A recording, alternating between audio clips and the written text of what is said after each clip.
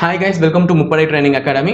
So பல பேருடைய கேள்விகள் நாங்கள் வீடியோ போடும்போது கீழே என்ன கொடுத்துருக்காங்கன்னு கேட்குறாங்கன்னு கமெண்ட் பாக்ஸில், சார் 2019 பேட்ச்கே பிசி எக்ஸாமுக்கு அதில் செலக்ட் ஆனவங்களுக்கே போட்டுருவாங்களா, 2020க்கு நாங்கள் படிக்கிறதெல்லாம் வேஸ்ட்டா, இதுக்கு மேலே நாங்கள் படிக்க வேண்டாவா, நோட்டிஃபிகேஷன் வருமா வராதா, சொல்லுங்கள் சார் சொல்லுங்கள் சார் சொல்லுங்கள் சார் சொல்லுங்கள் சார். இதுதான் உங்களுடைய கேள்வியாகவே இருந்துச்சு. நான் கேட்குறேன், தப்பாக நினச்சிக்காதீங்க, நான் ஒரு விஷயம் கேட்குறேன். ஸோ படிக்கிறது இன்றது நமக்கு ரொம்ப முக்கியமான ஒரு விஷயம்.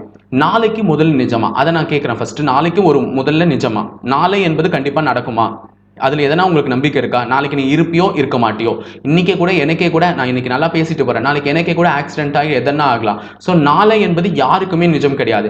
இப்போ முன்னாடி ஒரு கோடி ரூபாய் பணம் இருக்கு, 1 கோடி வேணாங்க, ஏன் 1 கோடிக்கு போயிட்டீங்க, 1 லட்சம் ரூபாய் பணம் இருக்கு. அந்த 1 லட்சம் ரூபாய் பணத்தை நீ எடுத்துப்பியா எடுக்க மாட்டியா? எடுத்து ஃபியூச்சருக்குன்னு சேமிச்சு வைப்பல.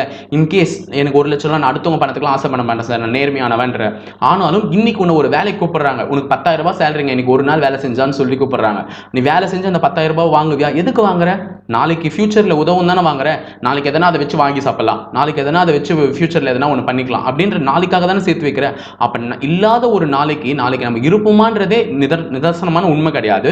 ஆனால் அதுக்காக நீ பணத்தை சேமிக்கிற, உன் வாழ்க்கையில் அடுத்த கட்டத்தை பற்றி யோசிக்கிற, எல்லாமே பண்ற. அப்படி இருக்கும்பொழுது ஏன் தேர்வு வருமான்ற சந்தேகத்தோட மட்டும் சுத்திட்டு இருக்கீங்க? படிக்க வேண்டியது உன் கடமை. தேர்வு நாளைக்கே வச்சாலும் எழுதுறதுக்கு நீ ரெடியா போய் உட்காரணும், அதுதான் முக்கியம். புரியுதுங்களா?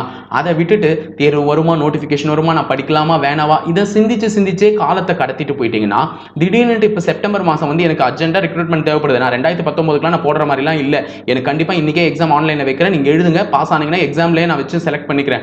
இப்போ இருக்கிற கொரோனா இஷ்யூல என்னால் வந்து ஃபிசிக்கல்லாம் கண்டக்ட் பண்ண முடியாது, எக்ஸாமில் யார் நல்ல மார்க் எடுக்கிறீங்களோ அவங்களே நான் செலக்ட் பண்ணிக்கிறேன் அப்படின்ட்டு அனௌன்ஸ்மெண்ட் திடீர்னு. நீங்கள் எவ்வளவோ யோசிக்கிறீங்களா, ஏன் இப்படி யோசிச்சு பாருங்க.